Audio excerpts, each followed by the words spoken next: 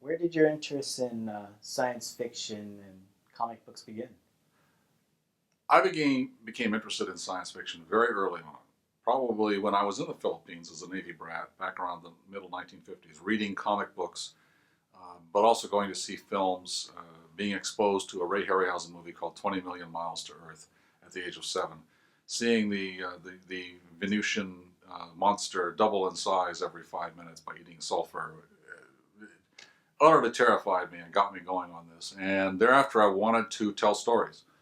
Um, I kept going back and forth between different countries like the Philippines, Japan, even younger when I was in Japan.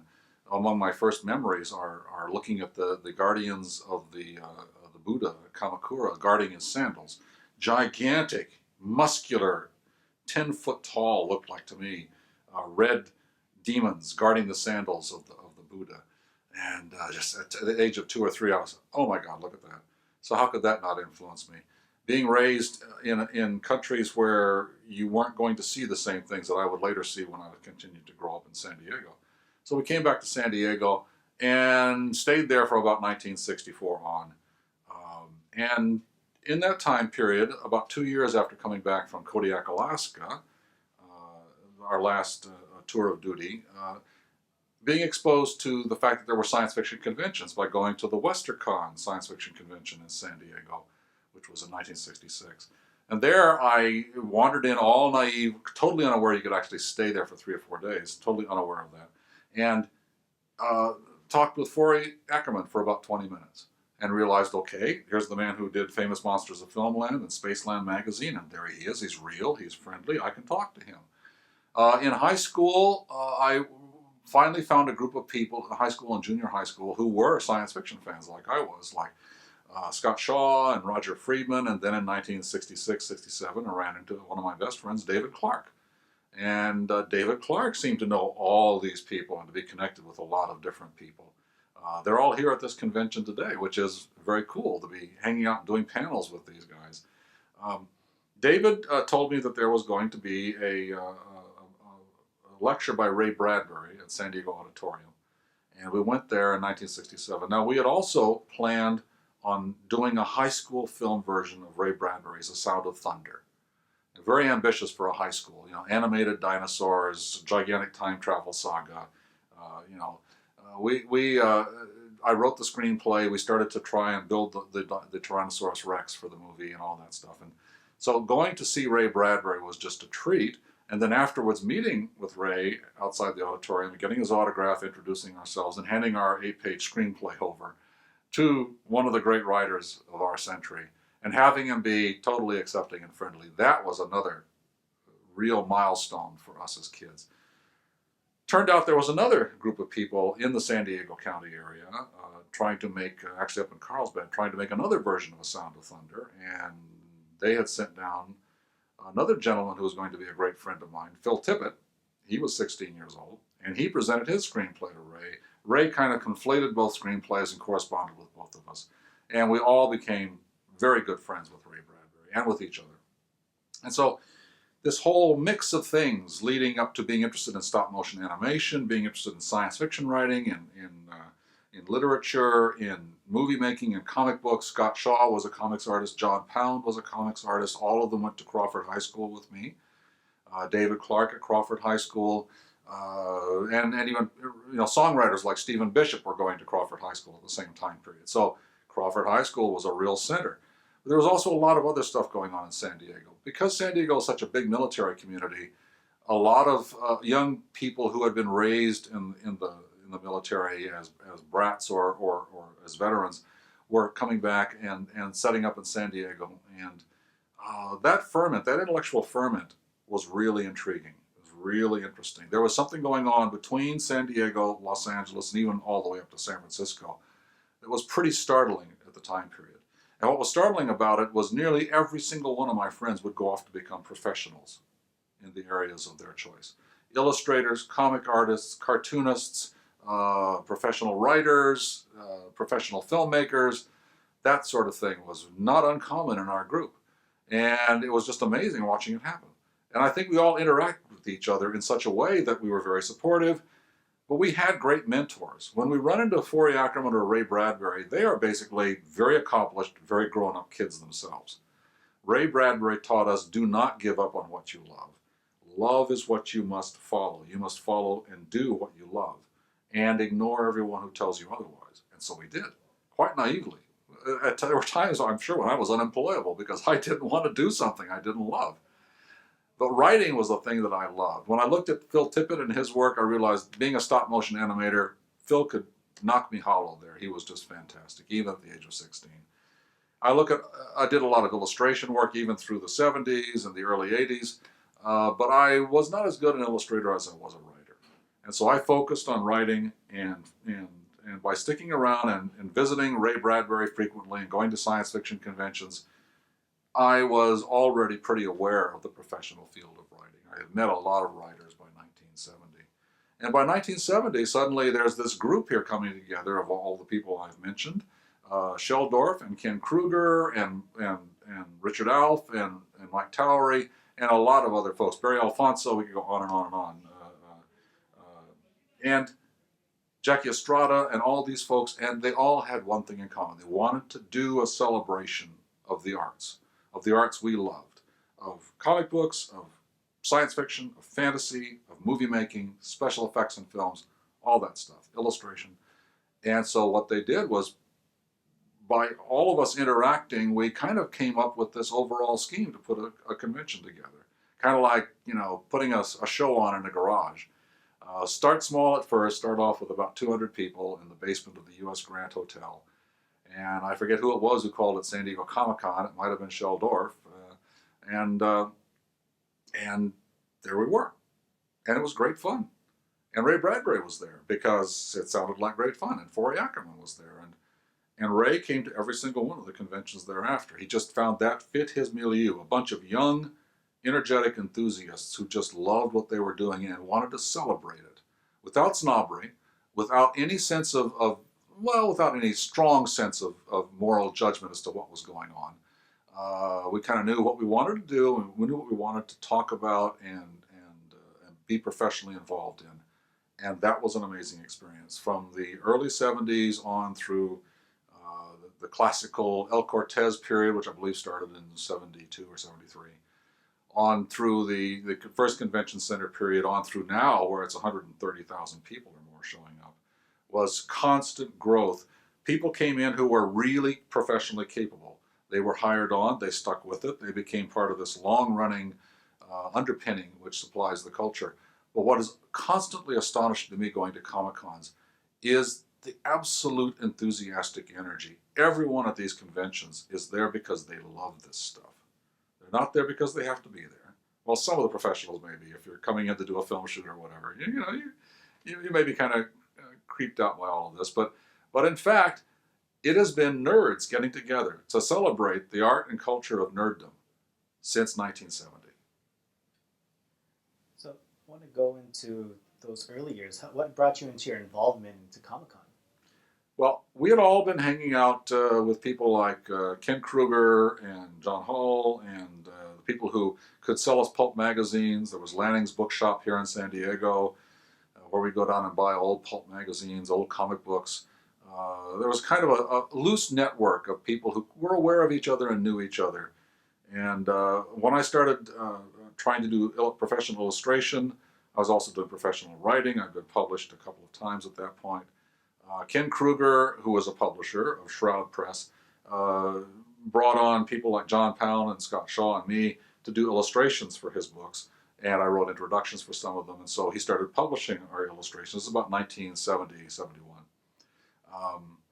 And Ken was just this presence, kind of a gnarly, fascinating guy who had a fair amount of savvy about publishing and everything, and done a lot of that over the years. I was loosely connected with Sheldorf and that group because we had gone to different meetings and parties and so on. But by 1970, that group was all kind of congealing, and we all had different roles to play. So I could, invite science fiction writers, other people handled comic book stuff, other people dealt with illustrators and so on, and the whole thing kind of came together in that regard about 1970, 71.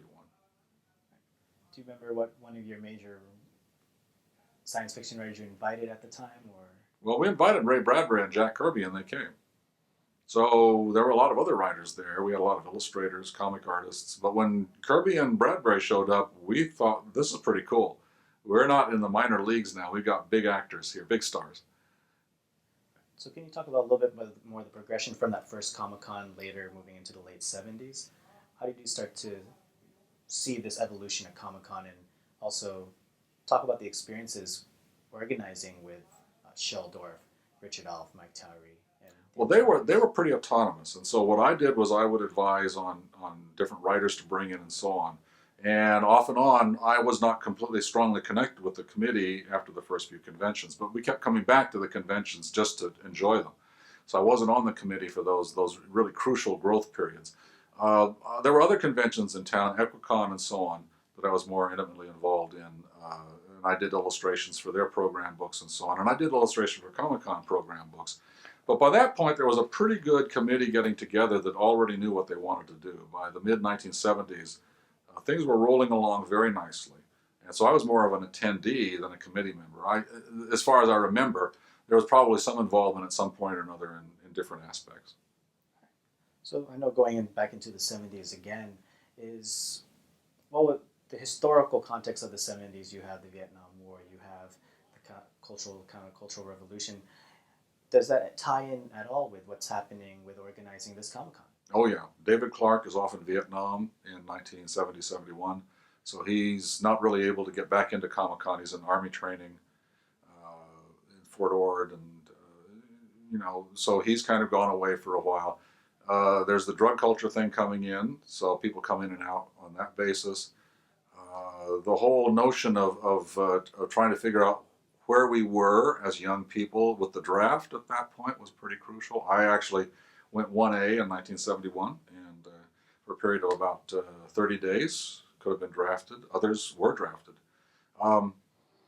It was pretty interesting time period, and I think all of that frustration and confusion and energy contributed. We wanted a place where it was safe to be just who we were, and so that's what Comic-Con became, a place where you could go and just get away in some respects from all that awful stuff.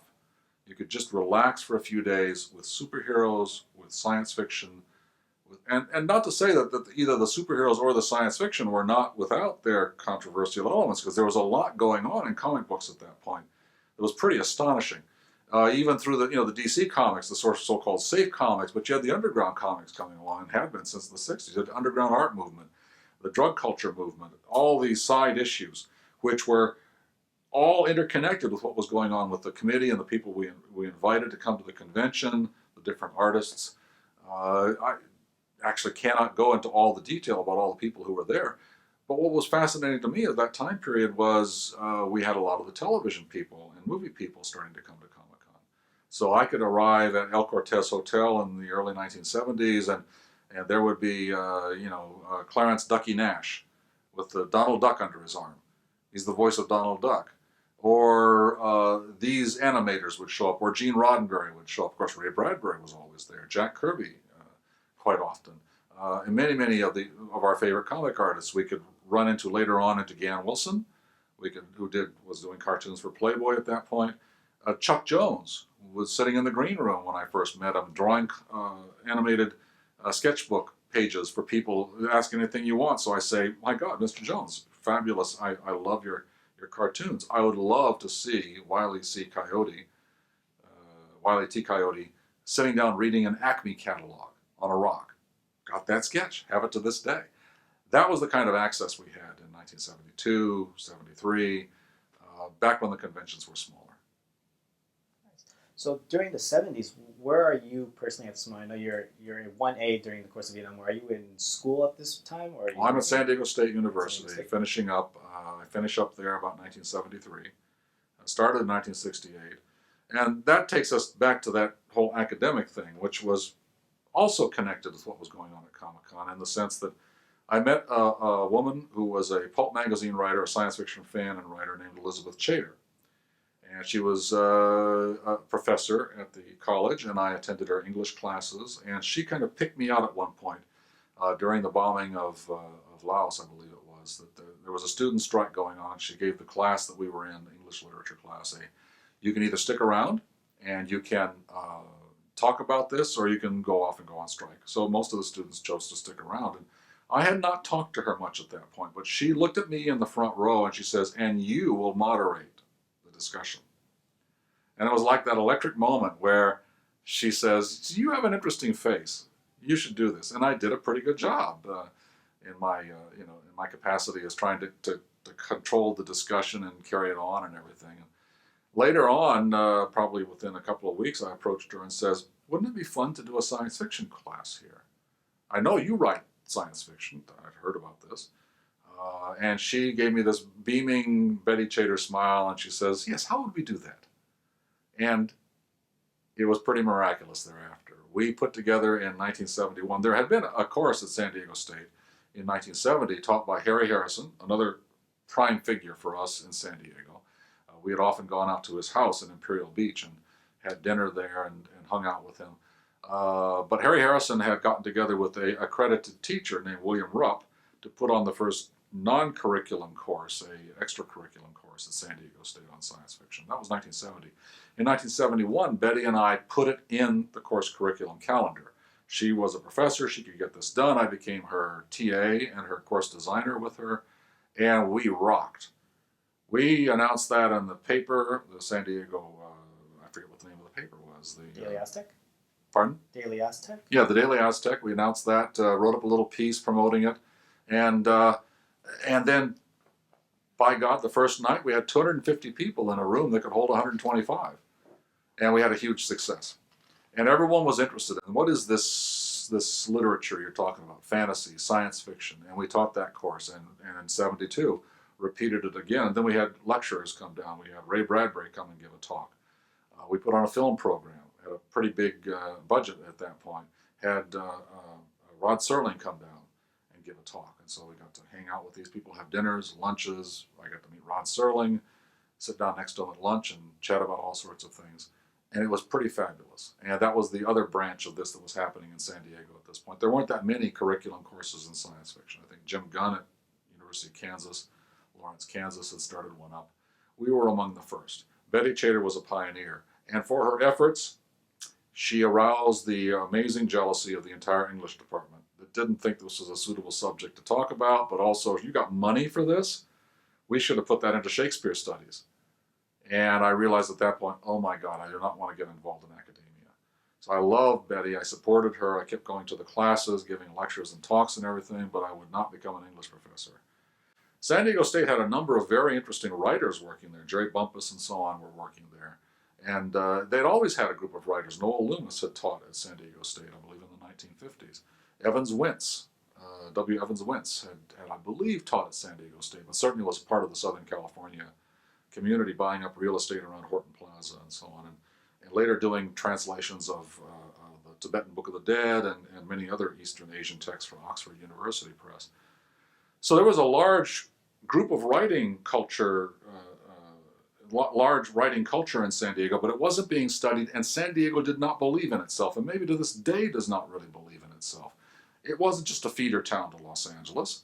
It's not just, Los Angeles is not just a reflection of New York. This whole Southern California thing, what we were doing at that point, what Betty Chater was recognizing by calling us in and joining us at conferences and encouraging us as young people, what the Comic-Con was about to do was to pin down the fact that what was happening in Southern California was huge.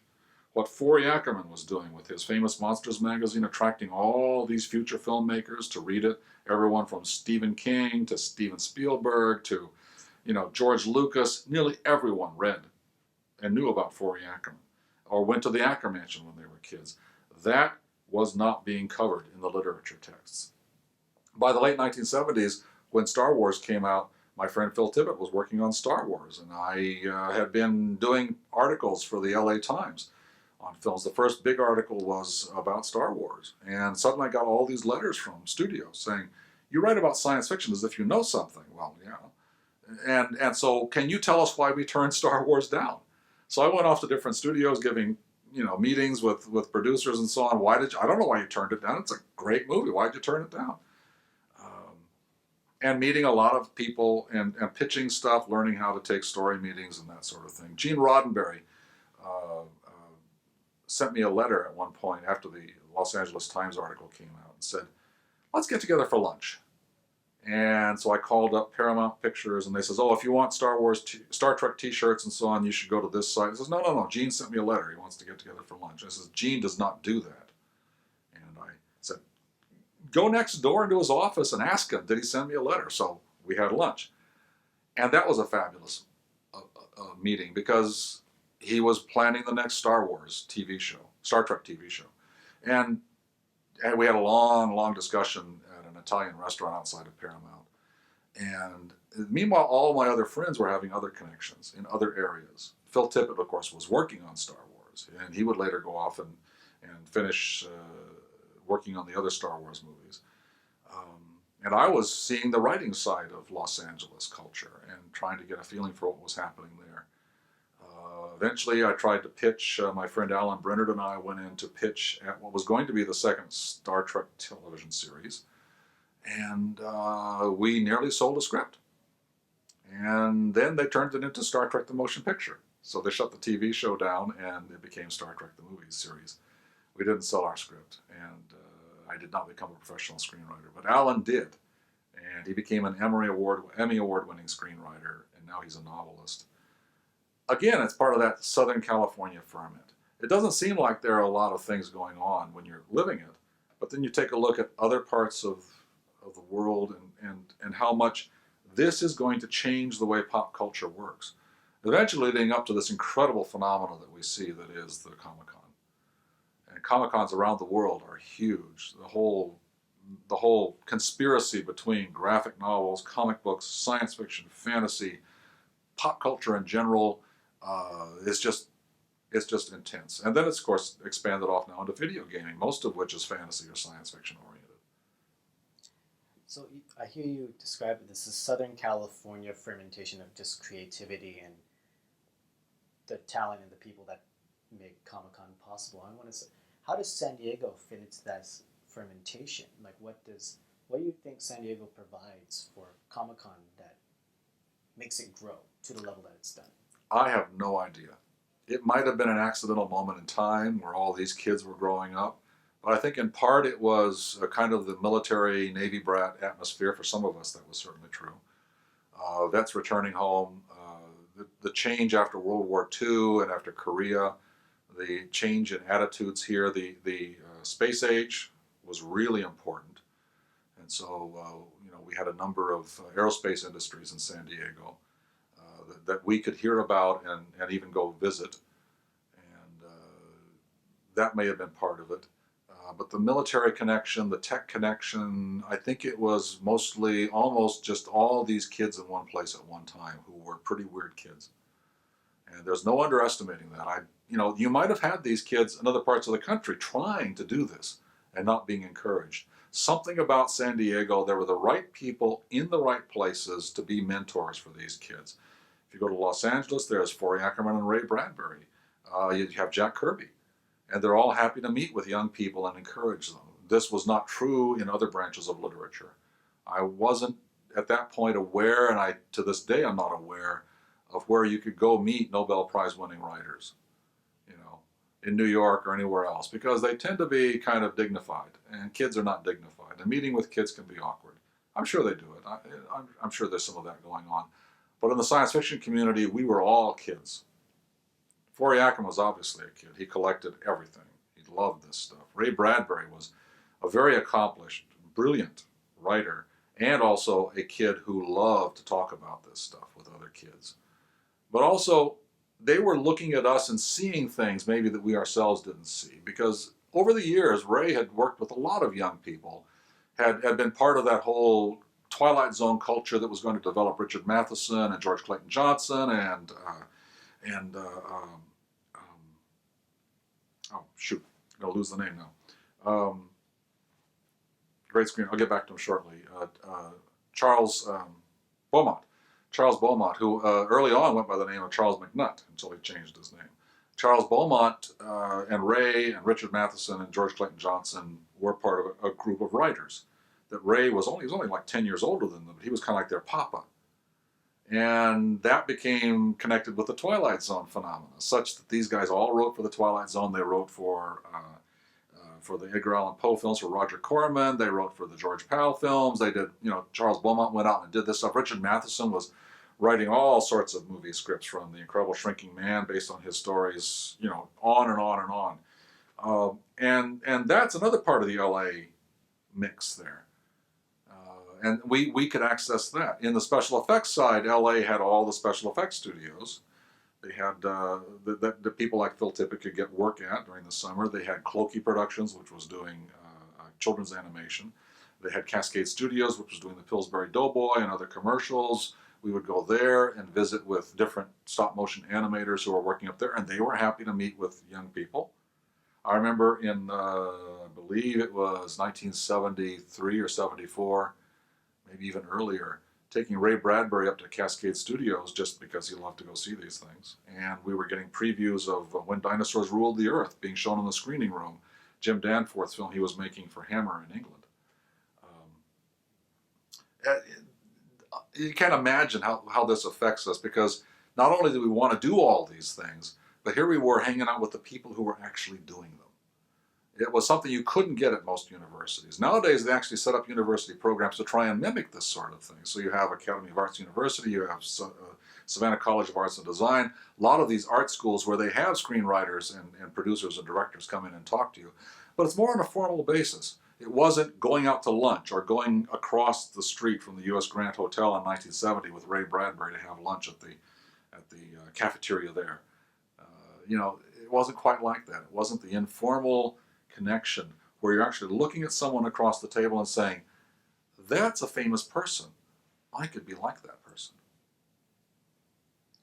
I want to go back to this. I know you were talking about the resistance in the English department. Was there, going back to yourself too a little bit, was there resistance with you choosing to head into the writing field, and particularly science fiction? I suppose so. My parents were fairly supportive. My mother wanted me to be an architect, and I thought it was interesting. I thought that would give me time to write. I think they kind of wrote off, once I finished my first novel at the age of 19, I think they kind of wrote off the chances of my, going into law or whatever. I was actually a pretty good writer at the age of 19 and already selling stories, and had sold a story at the age of 15. So before I met any of these people, before I met David Clark or Ray Bradbury, I'd already published a story professionally, or had a story purchased. I was about to have it published. So in high school, I'm dealing with my high school English teachers as a published writer.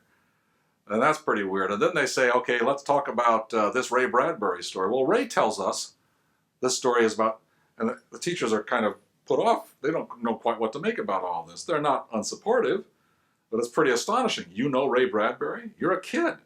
How could you meet a great writer? Well, he lives in Los Angeles. We go have lunch with him. In Crawford High School, there were a number of teachers who were pretty good about this. They were still kind of the old school of teaching, but if you talked to them directly, they would say, oh yeah, I read comic books when I was a kid, or I love Things to Come in 1936, that was one of my favorite movies, or the English teacher, would encourage us. There was one moment, though, that kind of epitomizes the attitude of the English departments at the time and teaching at the time, which was not favorable toward comic books or towards science fiction or fantasy. They basically were canon, core curriculum kind of teaching things, which we still have to this day. To get into advanced English, I had to write an essay about the change of a character in a major literary novel. So I chose Paul Atreides in Dune, which had just been out a couple of years. And they did not like that choice. The essay came back as acceptable only if another teacher allows you to get into the program. I should have chosen Moby Dick. If I had towed the line, I could have had no problem getting into advanced English. I was a published writer at that point, and they wouldn't let me get into the advanced English program because I like science fiction. We encountered that nearly everywhere in academia. Betty Chater had to face this at San Diego State.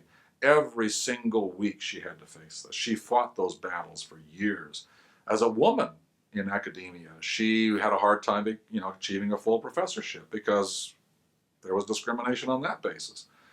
And she was a very sweet, even-tempered, but very tough-minded lady.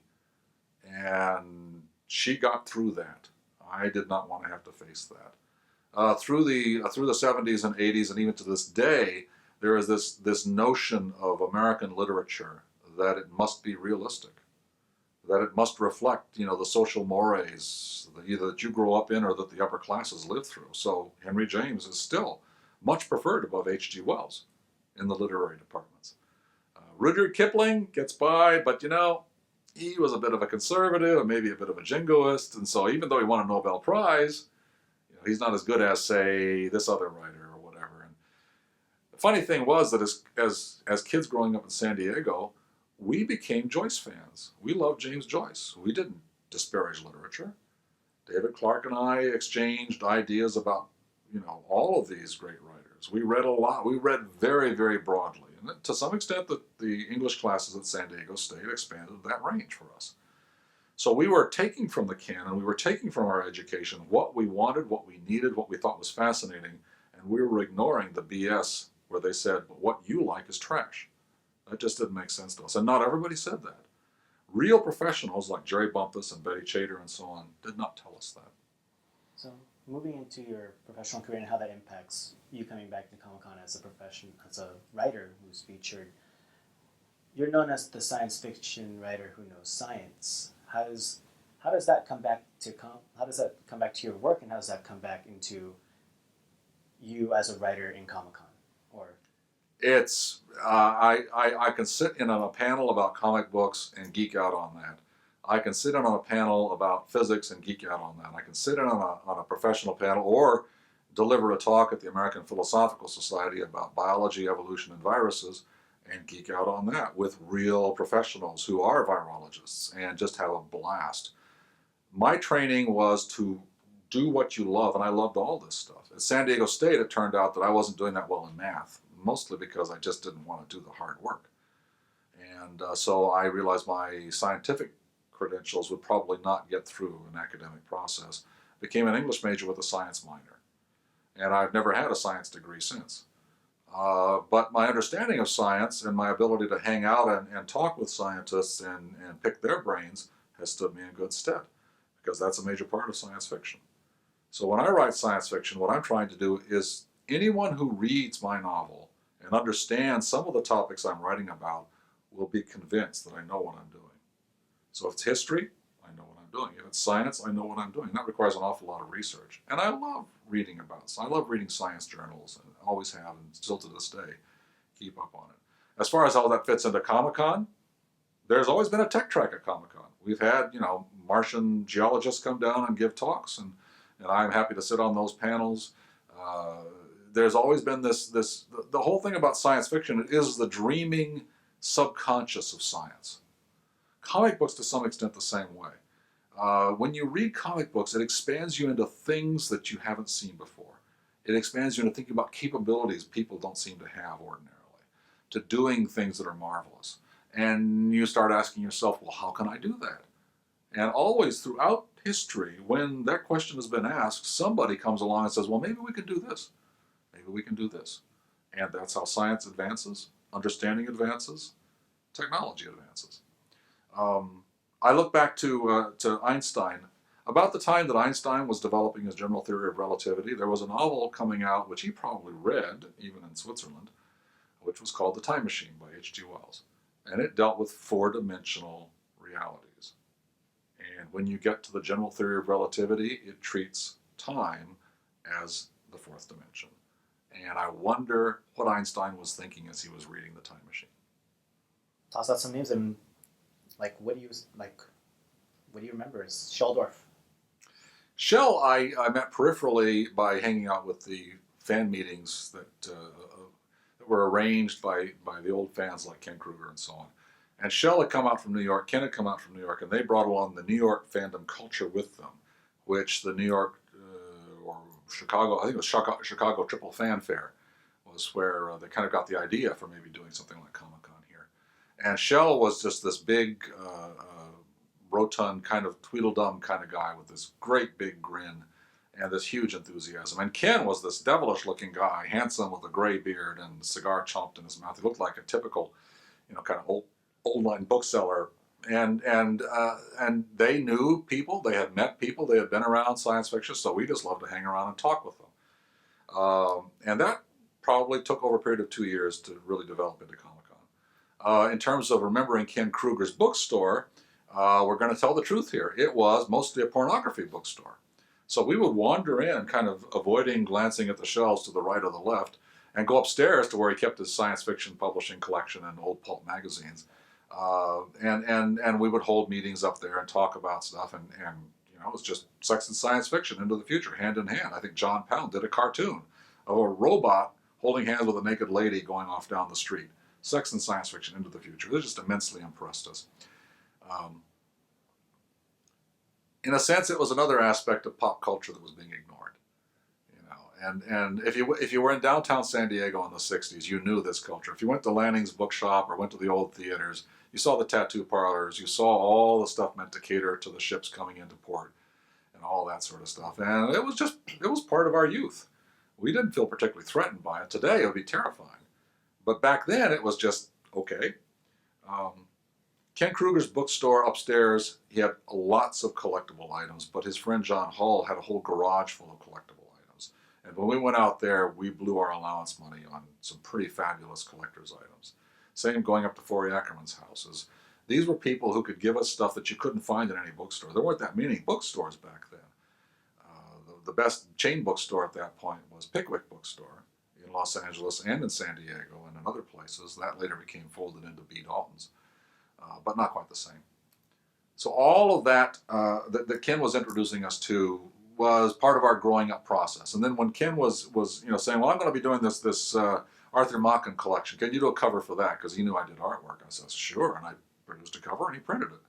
Or can you do an introduction for the book? And I go, yeah, sure. And I will write up a literary introduction to an Arthur Machen collection. He's a UK horror writer, quite of some considerable note. And so I'm allowed to do all this stuff, and I'm not 18, 19 years old.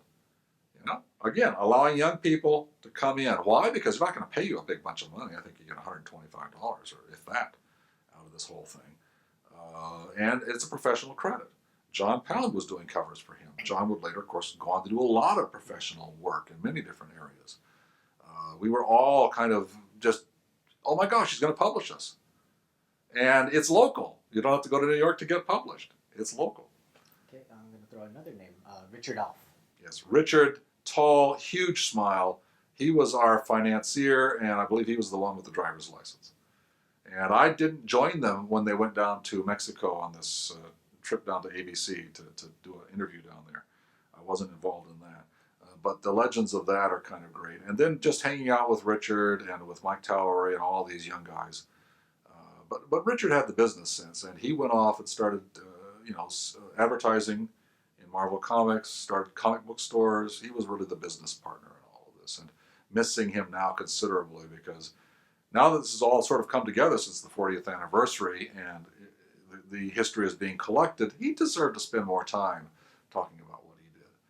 I thoroughly enjoyed hanging out with him in the last few years, though. With the founding group, are there anything that's unsung? Anything that you feel about this group, any or individuals, that needs to be said? Is like if there's anything unsung that... I'm sure there is. We haven't talked much about, Barry Alfonso or his connection or any of that, or the various meetings, because my memory is kind of, it's almost 40 years ago. It is 40 years ago or more that we had these meetings, but those early meetings, planning things for the early conventions, the committee meetings, there were so many people involved. Richard Butner comes along later on and helps, keep the Comic-Con going. There was a time period when San Diego wanted to boot Comic-Con out of the town. The city fathers or whoever just thought this was undignified to have comic book fans wandering around downtown. But at that point, there were already around 10,000 people coming in, and I think they were called out by the hotels and said, "What are you trying to do? You're trying to kick a convention that brings 10,000 room nights in, or 6,000 or whatever?" And that impulse kind of faded away. But that does give you the impulse of what those people in San Diego, in power, thought about Comic-Con in the 70s and 80s. Is this is not what we want our town to be doing. We do not like this. This is not dignified. I will point out that many of the founding fathers of San Diego finance at that point ended up in jail later on. Very few Comic-Con founders that I know of, none, ended up in jail. So look up C. Arnholt Smith and the whole Nixon crew in San Diego at that point and find out what they were doing later. All right, I guess to round up this interview, if there's one word to describe Comic-Con, what would it be? Fun. Thank you so much, Greg. I know we have to get to another panel. We're all just like, so what about this Nixon? Did he come to Comic-Con? No. No.